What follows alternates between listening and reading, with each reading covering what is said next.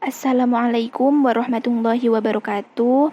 Yang terhormat Ibu Julia Mardia selaku dosen pengampu mata kuliah Manajemen Laboratorium Kimia dan teman-teman pendidikan Kimia 3B yang berbahagia.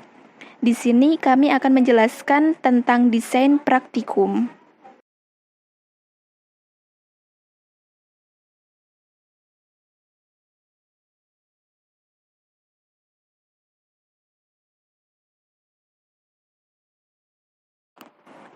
Pada materi kali ini akan disampaikan oleh yang pertama Oktavina Indrianti, NIM 1908076022. Yang kedua ada Sukma Yulia Dwi Cahyani, NIM 1908076036, dan Lutfi Sahita Dewi, NIM 1908076037. Pokok bahasan yang akan dibahas pada materi desain praktikum yang pertama yaitu pengertian desain praktikum, yang kedua kegiatan praktikum, dan yang ketiga petunjuk atau penuntun praktikum.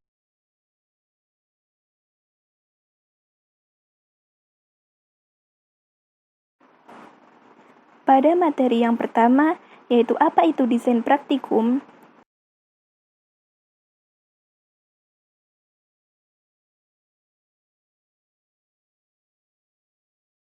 pengertian desain praktikum. Desain adalah sebuah istilah yang diambil dari kata design atau bahasa Inggris yang berarti perencanaan atau perancangan bidang ilmu lain. Praktikum merupakan suatu bentuk pembelajaran yang dilakukan pada suatu tempat tertentu di mana mahasiswa berperan secara aktif dalam menyelesaikan rubrik atau problem yang diberikan melalui penggunaan alat, bahan, metode tertentu. Dapat disimpulkan bahwa desain praktikum adalah persiapan penyusunan suatu kegiatan praktikum berupa langkah-langkah atau pelaksanaan suatu percobaan yang terarah pada pencapaian suatu tujuan.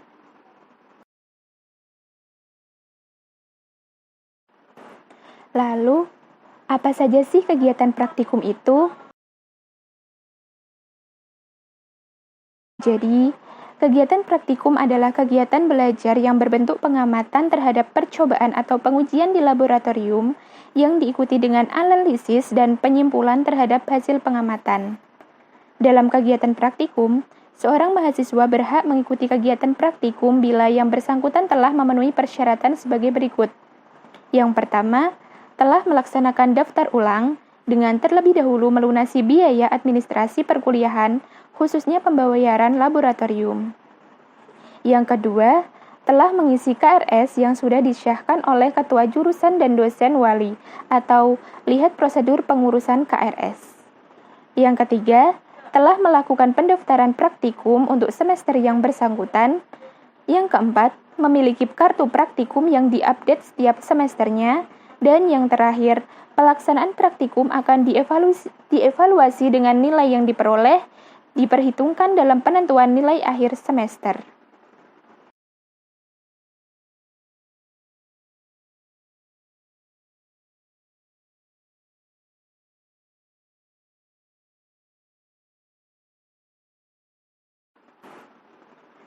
Kegiatan praktikum sendiri dapat diklasifikasikan menjadi 4 kelompok, yaitu yang pertama ada eksperimen standar, yang kedua ada eksperimen penemuan atau discovery eksperimen, yang ketiga ada demonstrasi, dan yang keempat ada proyek.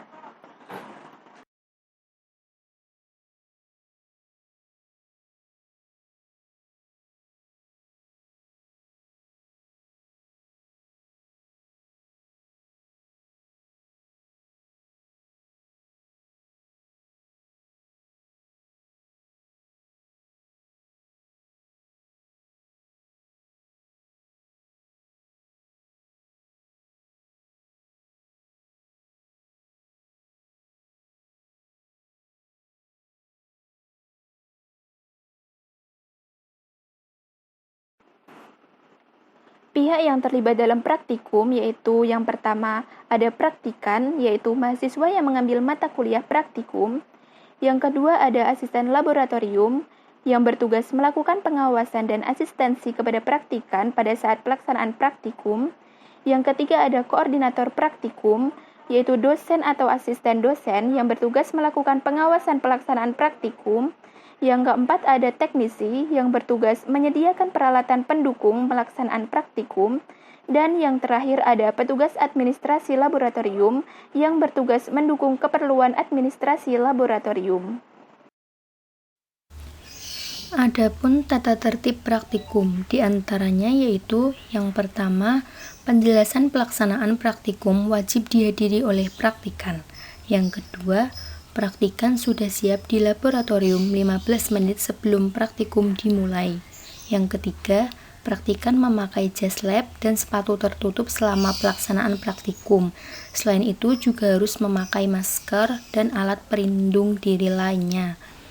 Yang keempat yaitu praktikan membuat jurnal materi percobaan sebelum pelaksanaan praktikum. Yang kelima yaitu praktikan membawa serbet atau tisu. Yang keenam, selama dan setelah praktikum kebersihan meja dan ruangan harus tetap dijaga. Yang ketujuh, pemanasan reagensia dilakukan di meja porselen dengan jendela terbuka. Yang kedelapan, semua hasil pengamatan ditulis dalam buku jurnal pada selembar kertas untuk laporan sementara. Yang kesembilan, setelah praktikum selesai, alat-alat, gelas, dan botol-botol reagensia dibersihkan, dicek kelengkapannya, dan dikembalikan kepada laboran. Yang ke-10, praktikan wajib mengganti setiap kerusakan yang dilakukan selama pelaksanaan praktikum dan melaporkan kerusakan tersebut kepada laboran. Yang ke-11, laporan resmi diserahkan kepada asisten selambat-lambatnya 1 minggu setelah pelaksanaan praktikum. Yang ke-12, penilaian materi percobaan meliputi jurnal, keaktifan, pretest, kesiapan dan performance selama praktikum, laporan praktikum, dan responsi. Yang ke-13, yaitu praktikan yang tidak menaati peraturan yang ditetapkan dapat dikeluarkan dan tidak diperbolehkan mengikuti praktikum. Yang ke-14, jika sakit atau hal lain, mahasiswa tidak datang pada suatu percobaan, hendaknya dilaporkan secepat mungkin pada dosen. Bagaimana sih petunjuk atau penuntun praktikum? Penuntun praktikum adalah petunjuk atau pedoman melakukan suatu kegiatan atau percobaan untuk menguji kebenaran teori yang diperoleh dari hasil pembelajaran. Penuntun praktikum berfungsi untuk membantu kesiapan dosen dan mahasiswa, memberi acuan dalam evaluasi atau penilaian terhadap kegiatan praktikum, membantu dalam pengelolaan laboratorium, dan menstimulus praktikan untuk berpikir. Petunjuk berikut wajib diikuti tanpa perkecualian. Yang pertama, ketahui letak pintu masuk, pintu keluar, kotak pertolongan pertama pada kecelakaan atau P3K. Yang kedua, selalu gunakan kacamata pengaman atau safety glasses selama bekerja di laboratorium. Yang ketiga, gunakan jas laboratorium dengan benar.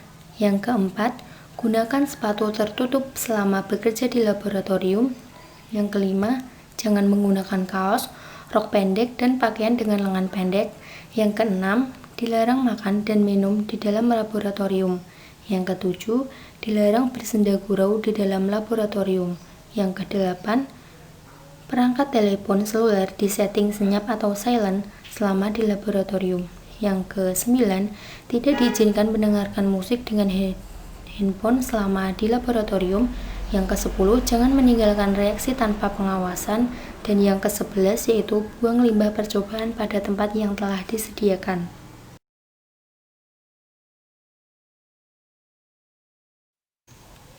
Hal-hal yang harus diperhatikan pada penuntun praktikum yaitu yang pertama, pertimbangan dalam menyusun penuntun praktikum.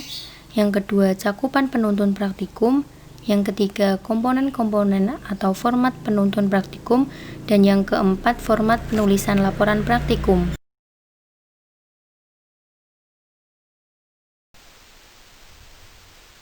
Yang pertama, ada pertimbangan dalam menyusun penuntun praktikum.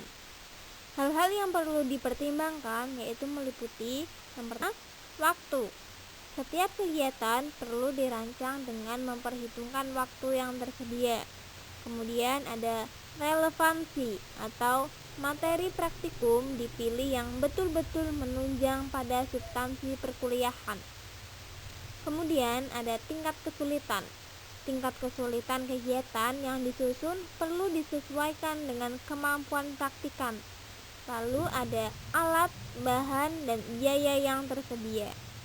Dalam menyusun penuntun praktikum, perlu disesuaikan dengan perkiraan biaya yang dapat diperoleh. Kemudian ada kaidah penulisan dalam bahasa Indonesia yang baik dan benar, yaitu meliputi ketelitian, keterbacaan atau readability, dan ketaksaan.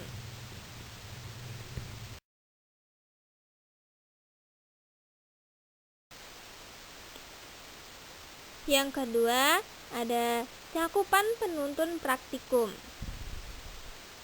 yaitu meliputi tata tertib, peringatan, dan petunjuk keamanan bagi praktikan dan laporan. Lalu ada pengantar yang memadai.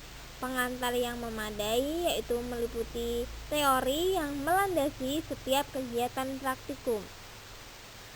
Untuk mata kuliah tertentu, penuntun praktikum sebaiknya mengandung beberapa teknik dasar atau informasi yang sering diperlukan seperti tetapan, konversi, satuan, dan lain-lain.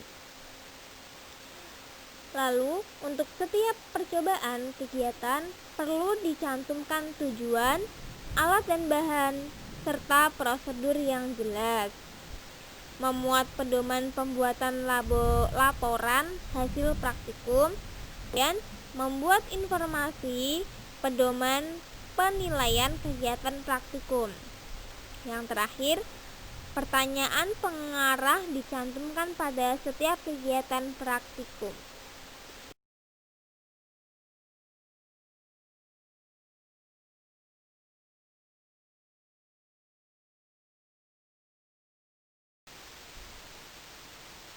Hal-hal yang harus diperhatikan pada penuntun praktikum selanjutnya yaitu komponen-komponen atau format penuntun praktikum, di mana format penuntun praktikum harus meliputi A. Halaman judul atau cover. Nah, halaman judul atau cover biasanya tertuliskan judul buku penuntun, penyusun, lambang atau logo universitas, nama laboratorium atau jurusan, fakultas, dan tahun. Kemudian setelah halaman judul tertulis prakata atau tujuan umum penuntun praktikum. Selanjutnya ada tujuan umum penuntun praktikum.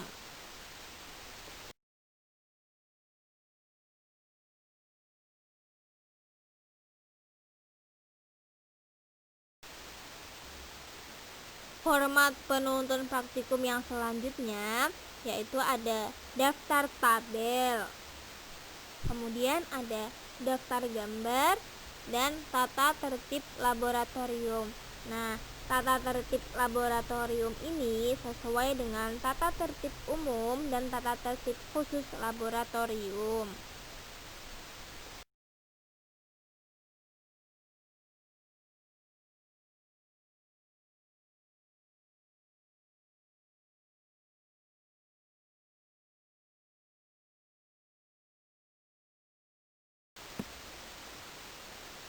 Selanjutnya ada pendahuluan. Kemudian ada isi atau rincian setiap satuan kegiatan praktikum. Ini meliputi latar belakang, teori, relevansi kegiatan praktikum dengan bahan kuliah, tujuan, bahan dan metode, metode atau prosedur kerja, dan pertanyaan pengarah atau uraian tugas praktikum. Lalu yang terakhir ada penilaian.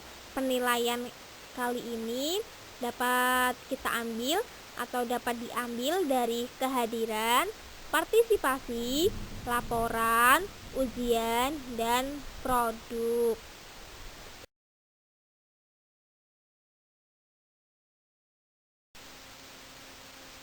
Yang terakhir ada format penulisan laporan praktikum. Hal-hal yang perlu kita tulis untuk membuat laporan praktikum yaitu yang pertama ada tujuan percobaan. Tujuan percobaan ini menjelaskan mengenai maksud dari percobaan yang dilaksanakan. Kemudian ada teori. Teori ini menguraikan secara singkat teori-teori yang melandasi percobaan dengan menyebutkan sumber pustakanya. Ditulis juga alat dan bahan. Lalu cara kerja. Penulisan cara kerja biasanya dibuat skema atau diagram alir. Setelah cara kerja kita tulis hasil pengamatan. Nah, hasil pengamatan ini nantinya mencatat hasil percobaan beserta gejala-gejala yang menyertai. Hasil pengamatan biasanya dikelompokkan ada dua, yaitu yang pengamatan dan perhitungan. Kemudian ada pembahasan. Pembahasan ini membahas hasil percobaan yang dilakukan dengan mengacu pada dasar teori. Hal-hal yang perlu dibahas yaitu meliputi jalannya percobaan, fungsi penambahan zat atau fungsi perlakuan tertentu terhadap sistem, reaksi-reaksi yang terjadi, dan kesesuaian teori dengan praktik, serta sebab akibat. Kemudian ada kesimpulan. Kesimpulan ini praktikkan menulis kesimpulan dan hasil dari percobaan yang dilakukan mengingat tujuan percobaan di atas. Lalu yang terakhir ada daftar pustaka. Daftar pustaka ini menuliskan atau menguraikan buku, jurnal, atau sumber lainnya yang diacu praktikkan untuk membuat laporan praktikum. Penulisan daftar pustaka mengikuti petunjuk, yaitu yang pertama itu menuliskan dulu penulisnya, kemudian tahun terbit, judul buku, jilid, edisi, kota penerbit, lalu nama penerbit dan halaman yang diacu tersebut.